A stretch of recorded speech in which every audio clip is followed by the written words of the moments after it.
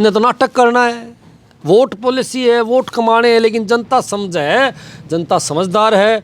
और दुष्यंत की इन बातें माओगे नहीं, दुष्यंत भाई का तो झाड़ा 100% लगेगा।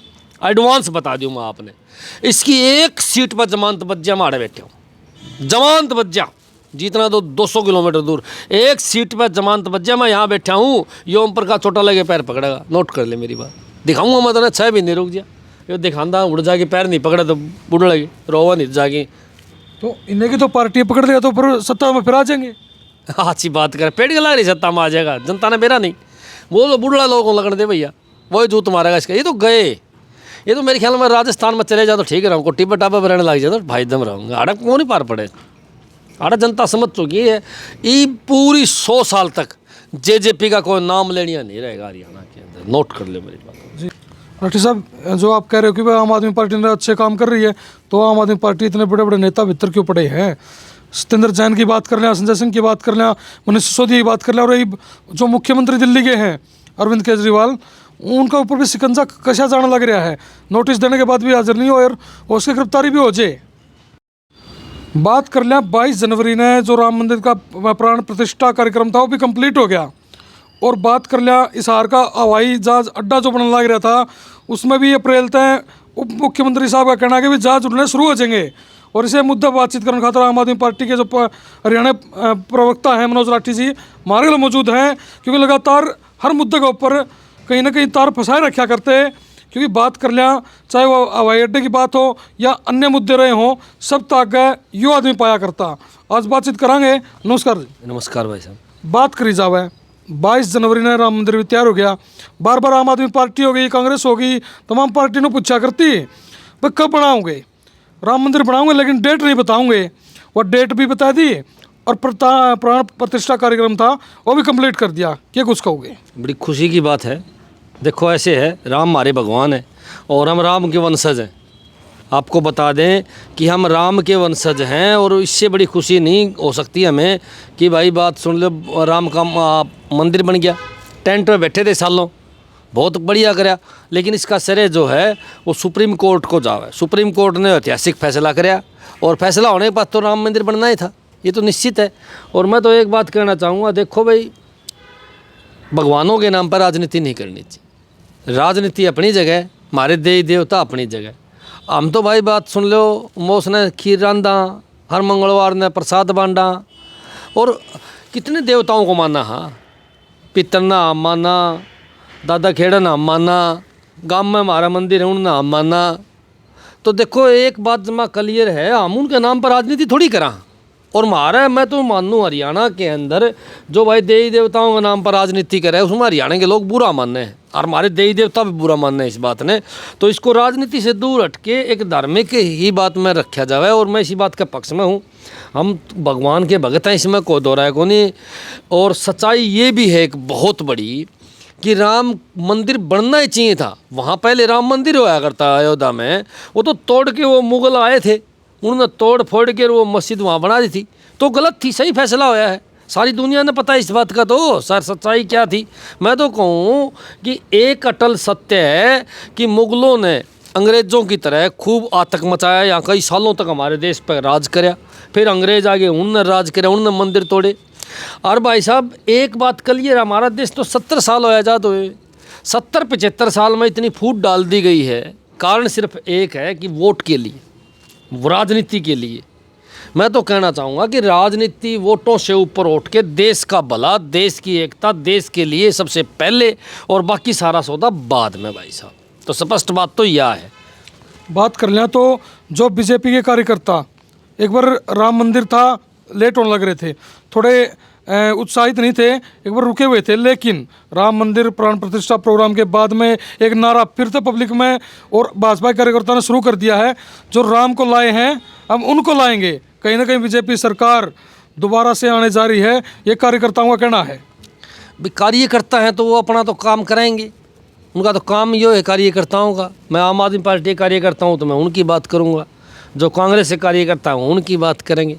लेकिन मैं बार बार यह बात तो कहता हूँ कि भगवानों के नाम पर हमने राजनीति नहीं करनी चाहिए। राजनीति करनी चाहिए हमने काम के नाम पर, हमने राजनीति करनी चाहिए। हमने तो स्कूल यो बनाया, टॉप का स्कूल ही हमारे गांव में प्राइवेट में जाया करते बालक, वो सारे के सारे सरकारी मान लगे। हमारे शहर में इतने बच्चे प्राइवेट स्कूलों में पढ़ा करते, लाखों रुपए फीस दिया करते, वो सारे के सारे बच्चे सरकारी स्कूल में पढ़ने लगे, लाखों रुपए बचने लगे। हमने तो राजनीति इस प्रकार की करनी है, हमने तो राजनीति करनी है भाई। बात सुन लो, फ्री में इलाज को कर दिया जाए। अब एक बात बताओ, कोई गरीब आदमी है, खेती बाड़ी करने वाला है, मजदूरी करने वाला है, रेडी लगाने वाला है, कोई छोटा दुकानदार है, उसके माँ बाप या वो बड़ी बीमारी से ग्रस्त हो जाए और लाखों रुपए उस बीमारी पर लागत, कहाँ से लाएगा वो? हमने तो ये करना भाई, इतने लोगों का हमने फ्री इलाज कराया। हमने तो एक बात चाहा हाँ कि विकास की बात पर राजनीति करेंगे और भगवानों के नाम पर हम राजनीति नहीं करेंगे, और हम इस बात के खिलाफ हैं। क्योंकि देवी देवता हमारा श्रद्धा, हमारी श्रद्धा है, हमारा जीवन है, और उनके आशीर्वाद से हम आगे बढ़ने लग रहे हैं, उनके आशीर्वाद से हम जीने लग रहे हैं। तो उनके ऊपर राजनीति हम पसंद नहीं करते, हम राजनीति पसंद करते हैं काम के नाम पर। बार बार जो सत्ता में बैठे नेता हैं वो आम आदमी पार्टी के ऊपर इल्ज़ाम लगाते हैं कि भाई जनता को मुफ्तखोर बना रही है, जनता को बिना पैसा सुविधा मिल जाएंगी तो काम धंधा जो करते थे वो करना बंद कर देंगे। आम आदमी पार्टी के बहुत बड़े आरोप ये जो सत्ता में बैठे नेता हैं वो लगाने लग रहे हैं। पागल हैं वे तो, सत्ता में बैठे नेता। मुफ्तखोर क्या हुआ है? मुफ्तखोर तो ये है भाई, आपको अनाज दे दिया, उसको तो मैं मान लिया मैंने। अरे आम आदमी पार्टी जो है वो शिक्षा देने लग रही है। तेरा छोर ने फ्री में पढ़ा के इंजीनियर बना देगी, तेरा छोर ने विदेश भेज देगी पढ़ा के बिना तेरे तरह पीछे लिए, तो तेरा वो मुफ्त में क्या हो गया? तेरा तो फ़ायदा हो गया, और देश को फ़ायदा हो गया कि देश का एक बच्चा बाहर चला गया और बाहर जाके उसने मोटा फ़ायदा कराया। मैं तो एक बात कहना चाहूँगा, अगर हमारे देश की ज़्यादा प्रतिभा अगर बाहर जाएंगी तो वहाँ जाके डॉलर कमाएंगे, देश की आर्थिक स्थिति मजबूत होगी। मैं तो बार बार कहना चाहूँ कि देखो, जो ये लोग कहते हैं कि मुफ्त देने वाले, वो जनता का अधिकार है, बिजली पानी जनता का अधिकार है, वो देना चाहिए। मैं तो एक बात कहना चाहूँगा भैया, बात सुन ले, आम आदमी पार्टी सही काम करती है, मैंने बड़ी पसंद आई एक बात बताओ, विधायकों की पेंशन तो कर दी आम आदमी पार्टी ने एक, चाहे वो 10 बार बढ़िया हो, और पुराने जो कर्मचारी थे उनकी ओपीएस कर दी बहाल। बहुत बड़ी बात है, कर्मचारियों को रिटायरमेंट हो बस पेंशन नहीं मिलेगी तो क्या मिलेगा बता भाई। एक फौजी है, फौज में उसने संघर्ष कराया, उसके बाद में उसको आप पेंशन नहीं देवांगे तो कितनी गलत बात है। मैं तो एक बात कहना चाहूँगा, आम आदमी पार्टी सही कार्य करे है कि वो जो बड़े बड़े उद्योगपति हैं, जो बड़े बड़े नेता हैं, उनको तो फ्री उनका बंद करने लग रही है, और आम जो गरीब आदमी है भाई, जिसको बिजली की ज़रूरत है, सख्त बिजली की ज़रूरत है, आपके बदौर बिल बढ़ने पीछे को नहीं, तो आपको वो अपने वो देने लग रही है, आपको बिजली 600 यूनिट फ्री देने लग रही है। कोई गलत गुनाह थोड़ी कराया है। फिर भी मैं एक बात कहना चाहूँगा, मैं तो इस बीजेपी सरकार से कहना चाहूँगा, ये देखो सुन लो मेरी बात, नेताओं को फ्री बिजली देवे कौन देवे? एक विधायक को 2000 यूनिट बिजली फ्री मिला है, घर फ्री मिला है, ड्राइवर फ्री मिला है, तेल फ्री मिला है, बाहर भीतर घूमने की टिकट मिले है, तनख्वाह मिले है, पता नहीं क्या सुविधा मिले। क्या एक आम आदमी को अगर मेडिकल सुविधा फ्री मिल जाए, घर की बिजली फ्री मिल जाए, और पानी तो मोल का पीना हमारा है जो समाज में है, वो ही गलत मानना हमें। क्योंकि हमारे समाज में पहले कौन कहता भाई मैं पानी की बोतल लिया है, तो हमारे बुजुर्ग जो है बुरा मान्या करते हैं, बोले पानी भी मोल लेके पियूगा, तो मतलब कितनी बड़ी बात है कि पानी फ्री देना जिम्मेवारी बने सरकार की। इसीलिए मैं कहना चाहूँ कि आम आदमी पार्टी जो ये काम करे ठीक करने लग रही है, परंतु इन सरकारों को भी समझना चाहिए, जो इन लोगों को मूलभूत सुविधाएं हैं वो देनी चाहिए। और बड़े बड़े जो ये आपके नेता हैं, मंत्री हैं, इनकी मूलभूत सुविधाएं जो आप फ्री में देने लग रहे हो, अरे पहले 1000 करोड़ के आदमी है, देश बिना का रुपया कमा ले हैं बनते ही, फिर उनको फ्री में देने की क्या जरूरत है? आज नेताओं को तो सारा सौदा फ्री में और आम जनता को सारा सौदा पैसे में, ये गलत बात। साहब इतना अच्छा आम आदमी पार्टी काम कर रही है। पूरी बात और बताना चाहूँ आपको, रहेगी बात बीच में। एक बात बताओ भाई, ये सरकार के दामाद हैं जिनके लाखों करोड़ रुपए सरकार ने माफ़ कर दिए, 14 लाख करोड़ रुपए बड़े बड़े उद्योगपतियों के माफ़ कर दिए, चाहे अंबानी ग्रुप हो, चाहे अडानी ग्रुप हो। आपका सुभाष चंद्र है एस कट है भाई, क्या टीवी चैनल का मालिक है, जहाज में आवे जहाज में जावे भाई साहब, 7000 करोड़ तो उसके ही माफ़ करे हैं, और 3-4 हज़ार करोड़ पहले माफ़ करे थे। क्यों भाई? किसी गरीब आदमी के 100 रुपये माफ़ करे हैं? कोई गरीब आदमी लोन ले लेगा ना, मान लो ऑटो के ऊपर लोन ले लिया और ऑटो वाले ने किस्त ना भरे तो ऑटो उठा ले जाएंगे, ऑटो का लोन माफ़ क्यों नहीं करें? देखो गरीब आदमी के लिए अलग कानून, अमीर आदमी के लिए अलग कानून, ये किसने बना रखे हैं? इस सरकार ने बना रखे हैं। और हमारी लड़ाई भी यह है, अगर आप उद्योगपति का लोन माफ़ करो हो तो गरीब का, किसान का, मजदूर का, ऑटो वाले का, रेडी वाले का, सबका माफ़ कर दो भाई, क्या दिक्कत है? मैं तो बार बार उदाहरण दे के बताने लग रहा हूँ, इन लोगों को इतना इतना माल माफ़ कर दिया क्यों? क्योंकि ये उनके नेता हैं। अब एक बात बताओ भाई साहब, आपके ये वह है अपना क्या नाम उसका बाबा, वो जो लाला जी बन गया बाबा रामदेव, उसके पीछे 7,000 करोड़ रुपये माफ़ करे थे सरकार ने। क्यों करे भाई बता? पहले लोन दिया उसको, उन्होंने बड़ी बड़ी कंपनियां लगा दिया, हज़ार अरबों खरबों का मालिक है, 7,000 करोड़ रुपये फिर भी सरकार ने माफ़ कर दिए। मेरा तो सवाल है बार बार, मैं इन बड़े बड़े लोगों के हज़ारों लाखों करोड़ आपने माफ़ कर दिए, किसानों के, मजदूरों के, ऑटो वालों के, दुकानदारों के, रेडी वालों क्यों नहीं माफ़ करते? दिखा मैंने किसी के 100 रुपये माफ़ करे हो तो। यह लड़ाई है हमारी व्यवस्था के खिलाफ। जो गलत काम करते हैं उनके खिलाफ तो बोल लेंगे, और भाई साहब वो चक्के में कर लो, जनता ने उनका झाड़ा लगाना है, जनता समझ चुकी है। राठी साहब, जो आप कह रहे हो कि भाई आम आदमी पार्टी ने अच्छे काम कर रही है, तो आम आदमी पार्टी इतने बड़े बड़े नेता भीतर क्यों पड़े हैं? सत्येंद्र जैन की बात कर लें, संजय सिंह की बात कर लें, मनीष सिसोदिया की बात कर लें, और यही जो मुख्यमंत्री दिल्ली के हैं अरविंद केजरीवाल, उनका ऊपर भी शिकंजा कशा जाना लग रहा है। नोटिस देने के बाद भी हाजिर नहीं हो और उसकी गिरफ्तारी भी हो जाए। ऐसे है जी, देखो मैं तो एक बात कहना चाहूँगा आपको कि गिरफ्तारी तो देखो ये इनके हाथ में ईडी है, सीबीआई है, ये सारा सौदा इनका हाथ में है, गिरफ्तार कर सकते हैं, कोई लंबी चौड़ी बात तो है नहीं। और जिसका हाथ में पावर हो किसी ने पकड़ के भीतर कर दो, कोई लंबी चौड़ी बात है कि एक कानून बनाया है बीजेपी ने मनी लॉन्ड्रिंग का। मनी लॉन्ड्रिंग में क्या है? मनी लॉन्ड्रिंग के अंदर आप किसी भी व्यक्ति को गिरफ्तार कर सकते हो, किसी को भी आरोप लगा दिया भाई इसने ये काम करे है, और उसको गिरफ्तार करने के बाद 3 साल तक उसकी जमानत ही नहीं है कोर्ट में। जब तक आप चालान नहीं दोगे, जब तक उसकी जमानत तो हो ही नहीं सकती, कोई भी कोर्ट ले ही नहीं सकती। और उसके अंदर 3 साल की छूट दे रखी है सरकार ने, और 3 साल के बाद में भी एजेंसी देखेगी उसको देना है कि नहीं देना। यानी कि 5-4 साल बिना सबूत ले आए, बिना सौदा ले आए, बिना किसी ने जेल में छिड़ा लो। ये तो कानून लेके आई थी, इससे पहले ये कांग्रेस ने कानून बनाया था, तब ये कानून लेके आए थे उग्रवादियों के खिलाफ, उग्रवादियों के खिलाफ कानून लेके आए थे ये। लेकिन बीजेपी में इसमें बदलाव करके और आम लोगों को भी इस कानून में शामिल करने का काम कर दिया। अब मनमा उसी खिलाफ ईडी ने भेज दो, और ईडी मनमा उसने ठा लिया, उठा के भीतर कर दे, को मान जा तो उसने छुटवा दे, को ना माने टाल कर दे। एक बात बताओ ना, कुलदीप बिश्नोई के खिलाफ ईडी ने रेड कॉर्नर नोटिस जारी कर दिया था, छोरा के खिलाफ, बहू के खिलाफ और उसके खिलाफ। बेचारा बीजेपी में चला गया, उल्टा ले लिया, सीधा सीधा ऊपर है। यहाँ तो भैया आपने कानून से बचना है तो इधर आ जाओ, ना बचना जेल में जाओ। तो राठी साहब बात कर लें तो आपकी पार्टी बात चल रही है, तो फिलहाल उससे भी बात करेंगे। अशोक तंवर पार्टी छोड़ के, और उनका ड्राइवर जो था झंडी तारदोड़ी बता हुआ है भाई आम आदमी पार्टी फद्दू पार्टी है, और उसके साथ में मनोज राठी। कब छोड़ेंगे? क्योंकि इतने बड़े नेता हुए थे, इतने बड़े नेता आप हो, कई डाल की चीज़ें एक बार तो प्यारी लग रही बात कह रहे हो, जब छोटो जब आप भी फद्दू कह के छोड़ चुके। ऐसा कुछ नहीं होता, वो तो आदमी की अपनी अपनी सोच है।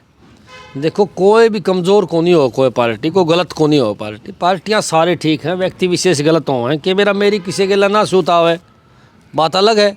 ये तंवर जी के मेरा किसी के सूत ना आई, उसकी जो बात थी वो पूरी ना करी हो तो उसने छोड़ दी। पार्टी में आना, पार्टी से जाना कोई लंबी चौड़ी बात नहीं। पार्टी किससे बनी है? आप मेरे से बनी है। पार्टी कार्यकर्ताओं से पार्टी बनती है। जहाँ कार्यकर्ता का मन नहीं लगेगा वो दूसरे जाके संगठन में काम करने लग जाएगा। बात नहीं समझे मेरी बात है। और संगठन भी है भाई, विचारधारा का रोड़ा है, कहीं आपस में फूट का मामला है, कहीं महत्वाकांक्षाएं पूरी नहीं होती, तो जिसने राजनीति करनी है वो कहीं भी कर लेगा, वो स्वतंत्र है। इस बात का कोई लंबी चौड़ी बात कौन है, और वो जिस आदमी की सोच होगी वैसे ही बात करेगा। लगातार बात आप कराया करते, दुष्यंत चौटाला को परिवार लगातार करते रहे कि भाई हवाई अड्डा नहीं बनेगा, मॉल हैं वो खाम खाई प्लाट बेच दिए गए, सरकार के आदमी ने प्लाट ले लिए, फिर महंगे करके दे दिए, बहुत सारे और पैसे लगा करते। लेकिन फिलहाल उप मुख्यमंत्री हरियाणा सरकार दुष्यंत चौटाला ने घोषणा कर दी कि भाई अप्रैल में जहाज भी उड़ेंगे और टूरिस्ट भी आएंगे, और जो होटल ढाबे खुले हैं, जो बड़े लेवल पर खुले हैं, बड़े बड़ी जो कंपनियां थी उनके खुले हैं, तो उनमें ठहरिया भी करेंगे। क्या कुछ कहोगे? मर्दा पैर मारे, मर्दा पैर मारे, एक सीट दिखने नहीं लग रही, चुनाव सिर पर आ गया, बीजेपी वाले दबा रहे हैं, भाग भाई यहाँ से। क्या करेगा फिर? नाटक तो करेगा। अरे यार वो ये दुष्यंत नु कहा था ये इंटरनेशनल एयरपोर्ट है, ये वो नु इंटरनेशनल एयरपोर्ट नहीं है। मैं तो उसी की बात बताऊँ, उसी ने कही होगी ये बात, या मन ने कही है, किसी ने कही इंटरनेशनल एयरपोर्ट है, उसी ने कही। उन्हें कहीं इंटरनेशनल एयरपोर्ट है, ज़मीन ने खरीद ली, उसने ना खरीदी तो बताओ भाई, रजिस्ट्री पर ही है यार, उसने चारों तरफ ज़मीन खरीद ली, बेच गया महंगा भाव में। अब सिर्फ पर चुनाव आ गया, सब ने बेरा है कि उसका जूत मारेंगे इस पर एयरपोर्ट के नाम पर। किस तरह लोगों को परेशान कराया उसने, और कोई सौदा है नहीं भाई। डोमेस्टिक जहाज पहले भी हड़ता उड़ा करती, आज भी डोमेस्टिक जहाज उड़े हैं, फिर दिक्कत के फिर इतना बड़ा ताम झाम, इतना लाखों करोड़ रुपये खर्चा क्यों कराया, ये कई हज़ार किले एक्वायर क्यों करे, नाटक क्यों कराया, यही तो रोड़ा है। अब वो नू साबित करना चाहे कि मैं यहाँ से जहाज़ उड़ाऊंगा, पहले भी उड़ाई थी, 6 महीने पहले लगाई थी एक जहाज़ किराया, तो उसका आज तक नहीं दिया सरकार ने।